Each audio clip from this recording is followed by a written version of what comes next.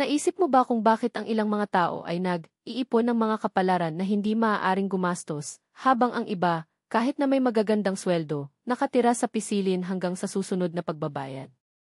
Ang pagkakaiba na ito ay madalas na walang kinalaman sa katalinuhan, pang-akademikong background o pinagmulan ng pamilya. Nakakilala ko ang mga tao na walang diploma na nagtayo ng pinansyal at iba pa, may kultura at napakatalino na mga imperyo, na palaging nagreklamo tungkol sa kakulangan ng pera. Ngayon, nais kong ibahagi sa iyo ang isang prinsipyo na maaaring mukhang masyadong simple upang maging totoo, ngunit ganap na nagbabago sa paraang nakikita natin ang kasaganaan. Tila kakaiba sa unang sulyap, ngunit hinihiling ko sa iyo na sundin hanggang sa huli dahil ang ideyang ito ay maaaring baguhin ang iyong relasyon sa pera. Ang lihim ay hindi na nagsasalita, ngunit upang ikulong sa tamang oras. Mukhang magkakasalungat, hindi ba? Pagkatapos ng lahat, lumalaki tayo na naniniwala na kailangan nating ipataw ang ating sarili, ipakita ang ating halaga, ipaliwanag ang aming mga ideya ng may puwang upang makakuha ng puwang. Ako mismo, bilang isang binata, ay kumilos tulad nito, nagambala na pag-uusap, nagtalo ng walang tigil, iniisip na ang katahimikan ay magpapahina sa akin o hindi nakikita. Ngunit sa paglipas ng panahon, natanto ko ang isang bagay na nakaka-usisa, ang mga nagsalita ng mas kaunti sa mga pagpupulong ay nagtapos sa pagsasara ng pinakamahusay na negosyo. Pagkuha ng pinakamahusay na mga kondisyon at sinasamantala ang pinakamahusay na mga pagkakataon. Sinimulan kong obserbahan at naunawaan na ang mastering katahimikan ay upang makabisado ang sitwasyon. Sa isang negosasyon, halimbawa, ang mga nanahimik na tahimik ay nagpapahayag ng ibang tao kaysa sa kanilang inilaan. Ang mas maraming nagsasalita, mas inilalantad nila ang kanilang mga hangarin, kahinaan o totoong pangangailangan. Sa mga talakayan, ang mga kumukontrol sa kanilang sarili at hindi isinasagawa ng emosyon ay nagbibigay ng higit na otoridad kaysa sa mga sumisigaw. Sa buhay, pinapayagan tayo ng katahimikan na makunan hindi lamang ng mga salita, ngunit kung ano ang nasa likuran nila, takot, pag-aalinlangan, nakatagong mga pagkakataon. Mayroong isang kasabihan na Hudyo na nagsasabing, kung ang salitang Valley Silver, ang katahimikan ay nagkakahalaga ng ginto. Noong una kong narinig ito, hindi ko maintindihan. Akala ko ang mga salita ay makapangyarihang mga tuol, sa kanila ay kumbinsihin kami, na impluwensyahan namin, pinangunahan. Ngunit ano ang maaaring mag-alok ng katahimikan? Ang karanasan ay nagpakita sa akin na ang karunungan ay naroroon lamang, kung saan hindi ko inaasahan.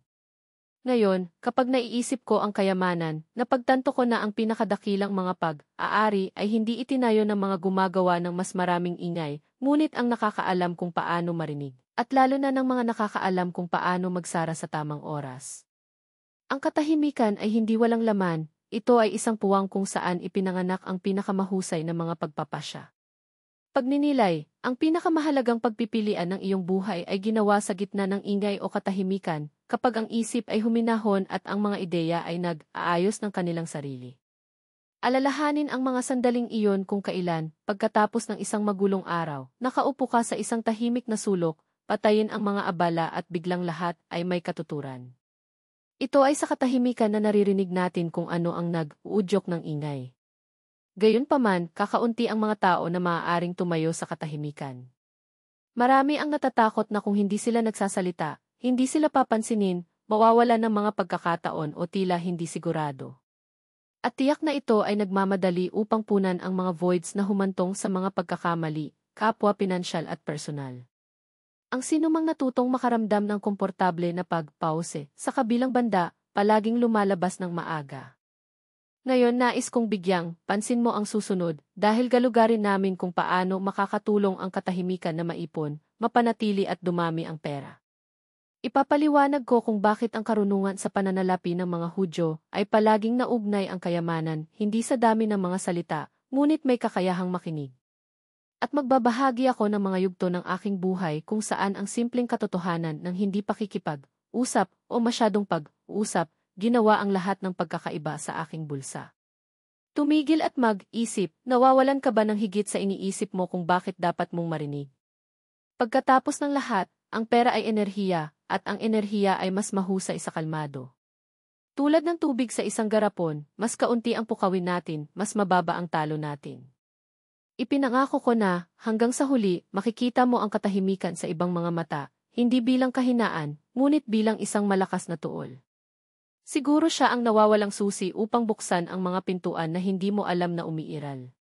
Kung pinag-usapan natin ang tungkol sa kayamanan, ang karamihan sa mga tao ay nag-iisip tungkol sa mga numero, mga balanse sa bangko, real estate, kotse o negosyo. Ngunit kung mas malalim tayo, makikita natin na ang tunay na kasaganaan ay nagsisimula sa isip at doon kung saan ang katahimikan ay gumaganap ng isang pangunahing papel. Sasabihin ko sa iyo ang ilang mga kwento na nagturo sa akin na ang alam kung paano makinig at ikulong ay isang mas mahalagang barya kaysa sa tila. Ang unang aralin ay nagmula sa isang negosasyon noong ako ay higit sa 20 taon lamang. Nasa isang pulong kami. Isang maimpluwensyang tao na maaaring magamit ang aming proyekto. Sa aking pagkabalisa para sa pagpapahanga, sinabi ko ng walang tigil, nagdedetalye ng mga plano, nangangako ng mga resulta, na nagbibigay katwiran sa bawat punto. Narinig niya sa katahimikan. Hanggang sa isang punto, sumandal siya at sinabi, "Bata, sinabi mo ng labis na hindi mo rin maiintindihan kung ano ito. Ang pariralang iyon ay isang balde ng malamig na tubig. Naiintindihan ko na ang ingay ay nagtatago ng kawalan ng katiyakan, ang takot na hindi sapat, ng pagkawala ng pagkakataon, na tila hindi handa." Ang pangalawang kwento ay nagmula sa isang matandang mangangalakal na Hudyo. Tinanong niya ako minsan, "Alam mo ba kung paano makilala ang isang mayamang tao sa merkado?" Akala ko ito ay para sa mga damit o mamahaling mga produktong binili ko. Ngunit mumiti siya at sumagot, "Ang mayayaman ay ang hindi bababa sa mga bargains." Nanonood siya, nakikinig at kumikilos sa tamang oras. Alam niya na ang pagmamadali ay ang kaaway ng pera.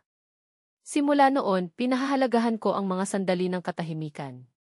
Kapag tumitigil tayo upang makinig at obserbahan, nakikita natin ang mga detalye, kapag ang isang presyo ay napalaki, kapag ang isang tao ay namumula, kapag ang mga salita ay hindi tumutugma sa mga hangarin. Ang ikatlong aralin ay nagmula sa isang mamahaling pagkakamali.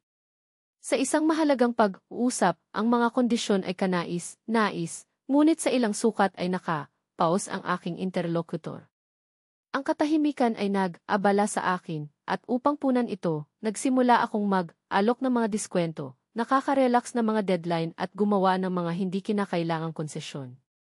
Kung pinanatili ko akong tahimik, ang pakikitungo ay sarado sa mga orihinal na termino, mas pakinabang sa akin. Ang karanasan na iyon ay nagturo sa akin na madalas na kalmado at hindi nagbibigay ng pagmamadali sa pagsasalita ng higit pa kaysa sa anumang mga kasanayan sa panghihikayat. Bakit napakalakas ng katahimikan? Dahil lumilikha ito ng puwang para sa pagmuni-muni. Pinoprotektahan mula sa mga impulsive na desisyon, ang mga ginagawa natin sa init ng sandali, salpok na pagbili, mga kontrata na nilagdaan dahil sa takot na mawala ang pagkakataon, ang mga utang na ipinapalagay sa ilalim ng presyon. Ilang beses tayong kumikilos tulad nito upang hindi tayo mukhang nag-aalangan?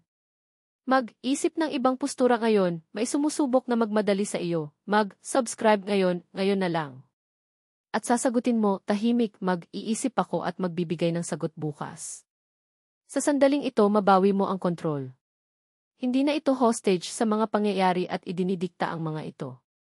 Ang karunungan ng mga Hudyo ay laging alam iyon.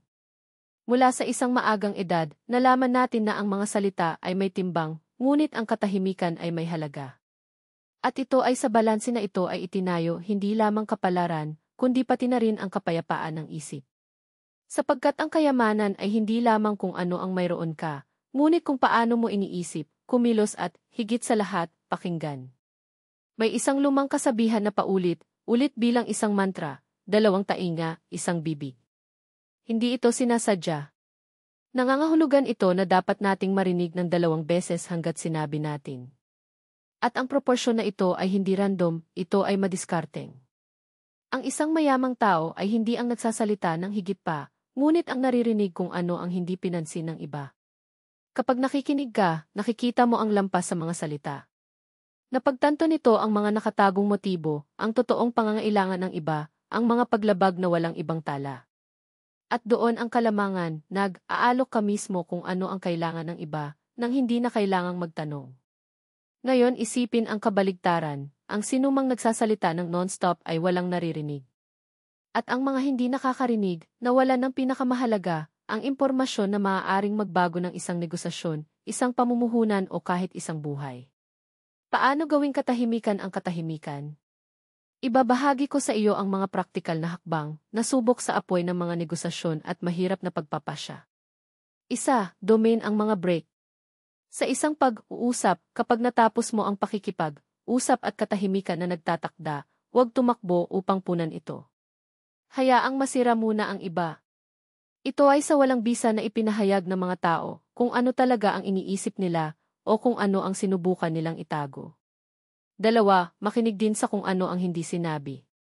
Ang mga salita ay nagsisinungaling, ang mga silences, hindi.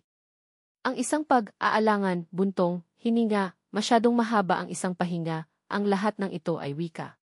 Minsan kung ano ang hindi sinabi ay mas mahalaga kaysa sa kung ano ang binibigkas. Tatlo, bigyan ng oras. Bago ang isang malaking pagbili, isang lagda o isang pamumuhunan, matulog sa paksa. Ang tila kagyat sa gabi ay maaaring maging isang pagkakamali sa umaga. Ang hurry ay isang kaaway ng kapalaran. 4. Tandaan sa katahimikan.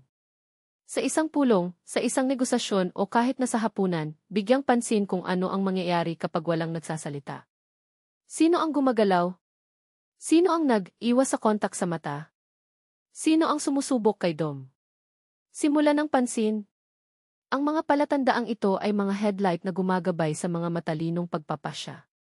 5. Kontrolin ang iyong emosyon. Ang pera ay gusto ng kalmado. Ang mga sumisigaw, nagbibigay, katwiran o nawalan ng pag-asa ay nawawalan ng enerhiya, at kasama nito ang kapangyarihan ng negosasyon. Nananatili sa katahimikan ay nagpapanatili ng lakas. Siya na nagsasalita ng labis ay madalas na sinusubukan na kumbinsihin ang kanyang sarili. Hindi ko sinasabi iyon bilang teorya. Nagsasalita ako bilang nawalan ng pera sa pamamagitan ng mabilis na mga salita at nakuhang muli ang kapalaran salamat sa katahimikan. Ngayon masasabi kong sigurado, ang katahimikan ay ang pinakamahalagang kapital nito. Ito ay nagkakahalaga ng higit pa sa murang mga pangako at nagniningas na mga talumpati. Ang katahimikan ay ang sining ng pagtitiwala sa oras, dahil ang lahat ay dumating sa kung sino ang nakakaalam kung paano maghintay at makinig. Nagsimula kami sa isang simple, ngunit malalim na tanong, bakit ang ilang mga tao ay nagpayaman habang ang iba, kahit na nagtatrabaho hanggat nananatili sila sa parehong lugar? At sa ganitong paraan, nalaman natin na ang sagot ay hindi lamang sa talento, o sa kaalaman, o sa swerte. Ang kayamanan ay dumating sa mga nagtatanim ng panloob na katahimikan. Tumigil at mag-isip, ilan ang mga pagpapasya na ginawa mo sa init ng damdamin? Ilang beses ka nang sumagot ng napakabilis, natatakot na mawala ang isang pagkakataon? Ilang beses kang gumastos ng pera dahil lamang sa hindi ka makapaghintay? Ngayon isipin kung sa halip ay binigyan mo ang iyong sarili ng isang sandali ng katahimikan. Kung hindi ito gumanti sa bawat provocation. Kung hindi ito tumakbo pagkatapos ng fads. Kung hindi mo natatakot ang kawalang kasiyahan ng isang pahinga. Sa sandaling ito ikaw ay naging may-ari ng sitwasyon. Dumating ito upang makita kung ano ang hindi nakikita ng iba. Ang karunungan ng mga Hudyo ay nagtuturo, sinumang nagsasalita ng labis ay inilalagay ng makitid, siguro makinig, bumili para sa pinakamahusay na presyo at magbenta ng kita.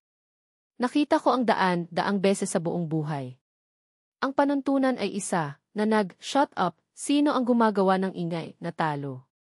Dahil ang ingay ay basura ng enerhiya, focus, mga pagkakataon. Ang katahimikan sa kaibahan ay akumulasyon. Sino ang sumisigaw na gumugol, na nananatiling matahimik, nagpapanatili ng lakas? Kapag ang isang tao ay nabubuhay na nagtataguyod ng kanyang sarili, naubos ang kanyang sarili sa mga salita, tinatanggal niya ang kanyang kapangyarihan. Ngunit kapag ito ay kalmado, puro at tahimik, naipon ito. Ito ang dahilan kung bakit ang katahimikan ay humahantong sa pera. Nagdadala ito ng kalinawan, tamang pagpapasya, at kakayahang makakita ng mga pagkakataon kung saan nakikita lamang ng iba ang ingay. Ano ang maaari mong ilapat ngayon? Tandaan, mayroon kang 2 tainga at 1 bibig. Makinig sa 2 beses sa sinasabi mo. Huwag kailanman gumawa ng mga mahahalagang desisyon sa gitna ng kaguluhan. Bigyan ang iyong sarili ng isang pahinga, kahit na ang lahat ay nagsabi na ito ay kagyat. Gumamit ng katahimikan bilang isang sandata sa mga negosasyon. Hayaan ang iba na mag-abala sa mga pahinga, babaguhin mo sila. Tangkilikin ang mga sandali ng katahimikan. Ito ay sa kanila na ang mga pinakamatalinong ideya at ang kumikitang negosyo ay ipinanganak. Ang aking pangwakas na payo, mga kaibigan, ang kayamanan ay hindi lamang mga numero sa account. Ito ay ang kakayahang mabuhay ng naaayon sa sarili, upang makita ang lampas sa halata at magpasya ng may katahimikan, hindi sa ilalim ng presyon. Ang katahimikan ay hindi kahinaan, ito ay isang malaking puwersa. Ito ang batayan kung saan ang karunungan, kalusugan, tagumpay, ngunit itinayo ang pera. Tandaan, ang pag-ibig ng pera ay nag-order, at ang pagkakasunod-sunod ay ipinanganak sa katahimikan. Kung ang mga salitang ito ay sumasalamin sa iyo, huwag tumigil dito. Sundin ang channel na ito sa higit pang mga pananaw mula sa karunungan sa pananalapi ng mga Hudyo, totoong mga kwento at praktikal na mga diskarte na gumagana. Tulad ng komento at ibahagi, ang iyong puna ay nagbibigay inspirasyon sa akin upang patuloy na hatiin ang natutunan ko. At higit sa lahat, huwag kalimutan, kung minsan ang pinakamatalinong salita ay katahimikan. At maaaring tiyak na hahantong ito sa iyo sa yaman na nararapat sa iyo.